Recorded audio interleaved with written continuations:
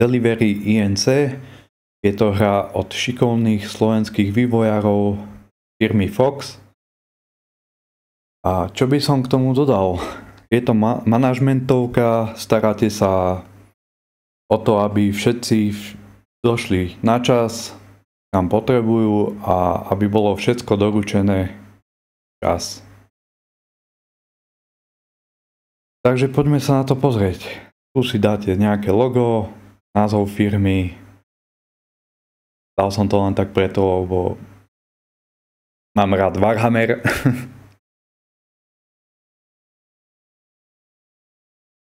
Snáď bude môj stream nie tak hrozný. Začneme New Yorkom. Dáme nový štart. Dáme ťažkú, nech to je trošku výzva, keďže to nehrám prvýkrát.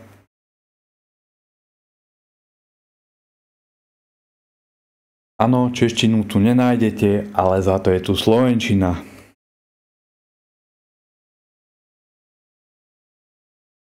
Záleží na tom, akých máte šoférov. Každý šofér má nejaké vlastnosti.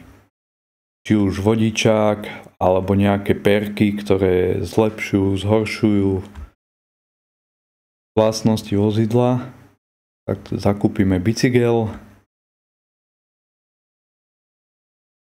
Pozrieme vodičov, tento môže lietať na vrtuľníku a má negatívnu vlastnosť. Tento vodič je ochotný preberať len zásielky s jedlom. Tu Eva nemá žiadny vodičský, takže do budúcna to nemá perspektívu. Igor vyzerá zaujímavo na bicykel, ale pozrieme ešte niečo. Dáme toho Igora na bicykli, bude dobrý. Vylepšenia.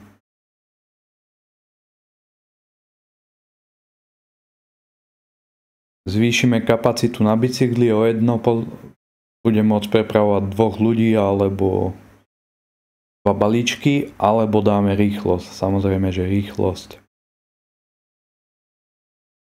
Taxíku vylepšíme základnú rýchlosť plus dáme vyhrievanie. Nech sú zákazníci spokojní a odlíšime ho, keďže je vyhrievaný nejakou červenou farbou.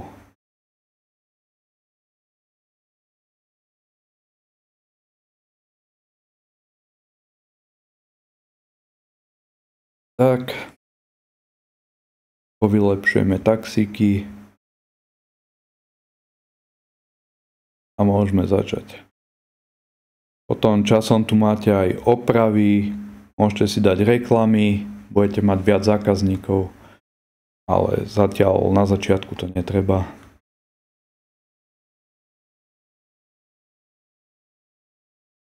Takže starosta New Yorku nás kontaktoval.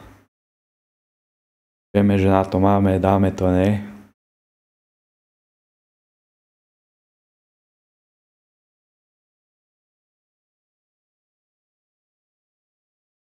No, čo sa tu bude diať?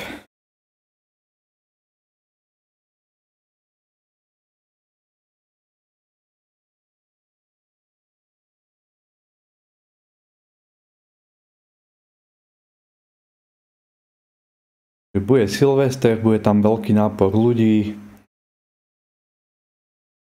a našou úlohou je zabezpečiť dopravu určite.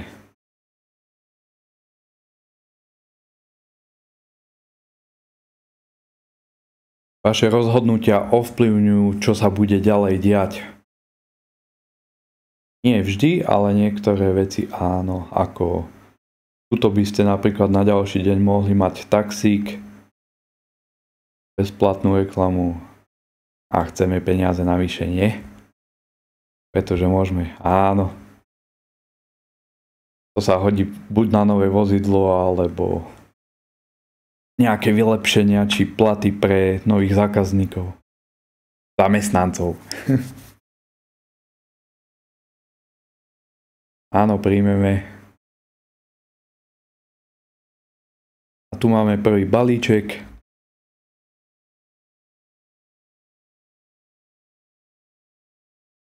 Keď dáte rýchlym presunom z CTRL tento balíček, tak sa môže poškodiť, čo sa môže odraziť v negatívnom hodnotení. Tieto balíčky sú už menej poškodzujúce sa.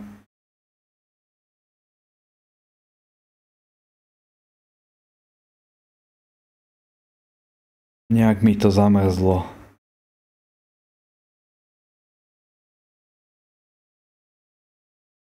Potom shiftom a kliknutím na ďalší cieľ dáte viacero príkazov naraz.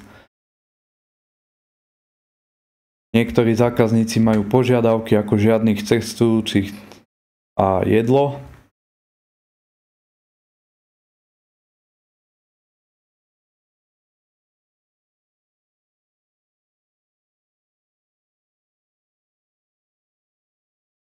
Tam máme hneď, chce vyhrievané sedadlo. Keď idete rýchlo okolo policajtov, tak vás začnú naháňať, samozrejme. Lebo ste prekročili rýchlosť a dajú vám pokutu. Pri opakovaných priestupkoch vám môžu zobrať vodičak alebo nejak inak vás postihovať.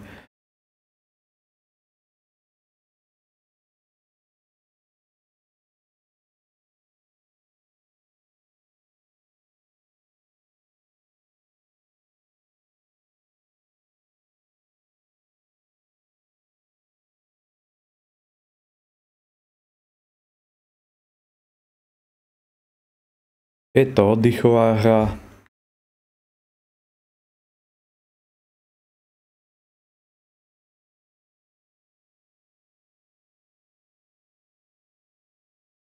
Čo viac k tomu dodať?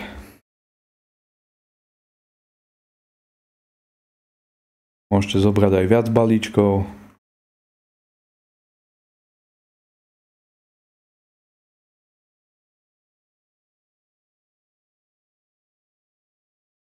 Policajtom sa dá aj ujsť, samozrejme, nie vždy.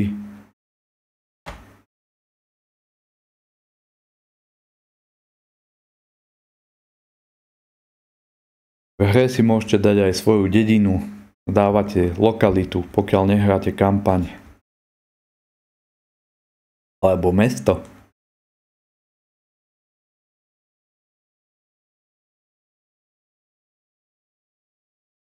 Máme novú správu. A niekto pichol koleso. Takže tu máte napríklad voľby. Nech vymení sama.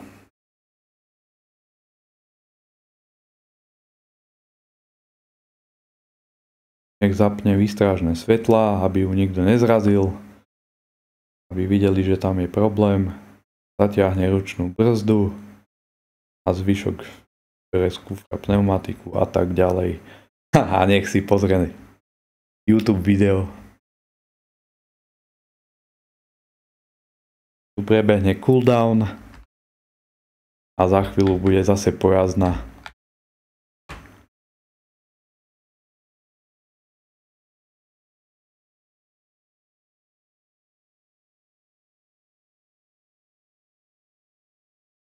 No, už nestíhame všetko.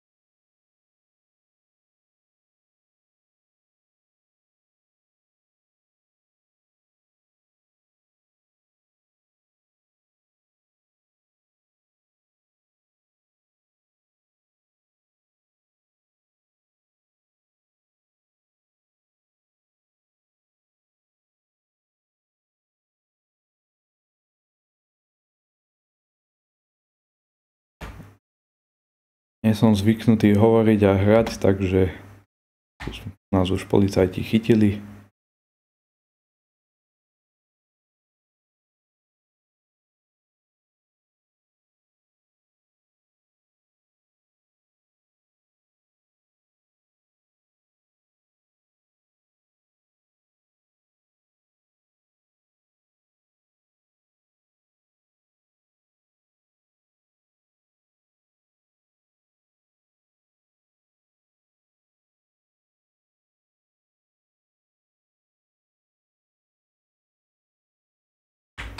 Čím viac objednávok stihneme, tým viac si zarobíme a menej negatívnych hodnotení budeme mať.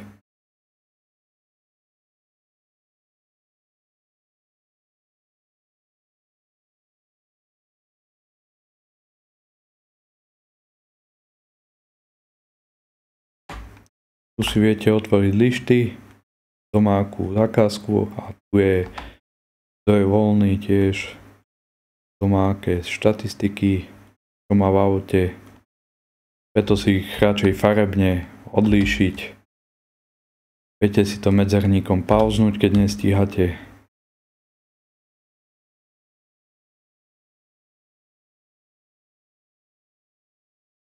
Občas je dobré aj odniesť jedlo, aj keď nemáte vyhrievané sedačky.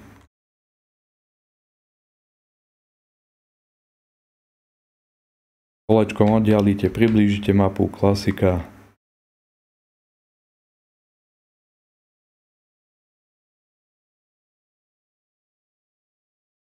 No a prečo som začal so streamovaním? Zatiaľ je to ako hobby na sebarealizáciu, keďže som introvert a snažím sa o nejaký sebarozvoj, komunikácii hlavne. Možno to je vidieť, asi určite.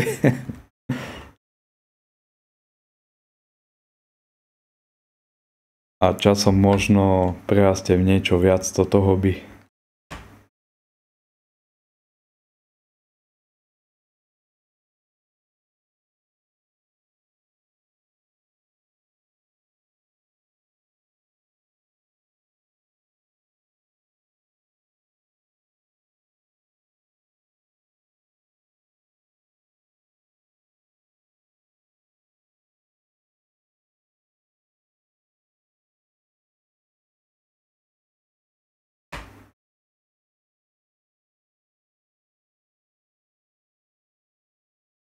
Dosť mi trvalo, než som nastavil zvuk. Je to trošku problematické, to isté s nahrávaním, keďže nie som anglicky zdatný. A tak robím na tom.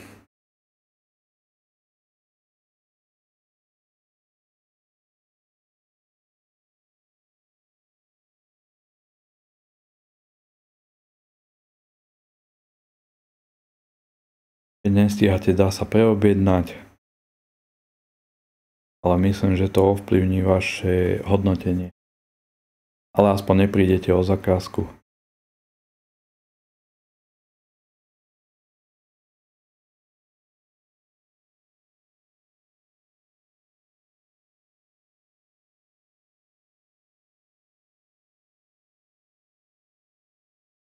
Nevidím, kam s tým ísť.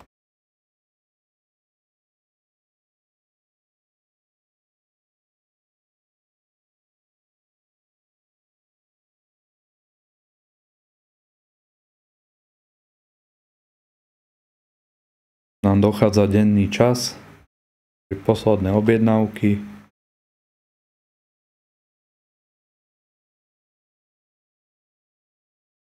Hodnotenie máme zatiaľ celkom slušné. Je to aj lepšie, aj horšie samozrejme. Otázka je, ako to dáte vy. Dáte to lepšie než ja? Napíšte do komentárov.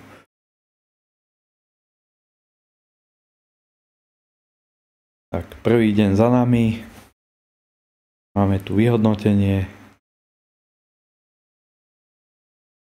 Dobre, tak máme tu ešte výzvy, za ktoré si môžete potom odomknúť rôzne veci. Máte vyhodnotenie, čo vám koľko zarobilo, aké máte komentáre, koľko vám dali hviezdičiek. Jak v reálnom živote vývojári sa snažili. Ak máte nejaké nápady, čo vylepšiť, tak napíšte, možno sa to k nim dostane.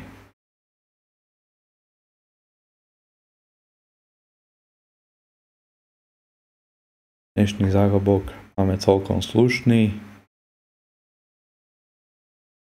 Vidíme, čo nás to bude ďalej stáť. To si asi hneď nemôžeme dovoliť. A tieto značky porucha motora napríklad znamenajú problémy, že keď zakúpite vozidlo, tak bude niekoľko dní nepojazdné a bude stať nejaké opravy. Takže čo chceme ďalej? Vodiči. Vrtuľník. Ešte nemáme na to. Motorka by sa hodila aj Ačko, aj Bčko a Cčko. Lepšie sprepitné. Toto je dobrý vodič. By som vymenil.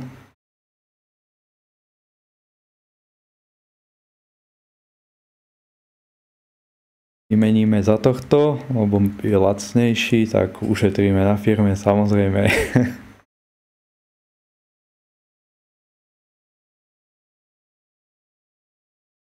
Môžeme obmieniať stále. A časom získajú aj perky podľa toho, že buď kladné alebo záporné. Takže týmto videom by som ukončil tento stream a snad sa vidíme na budúce. Dajte vedieť, čo môžem zlepšiť, alebo aj nie. Čaute.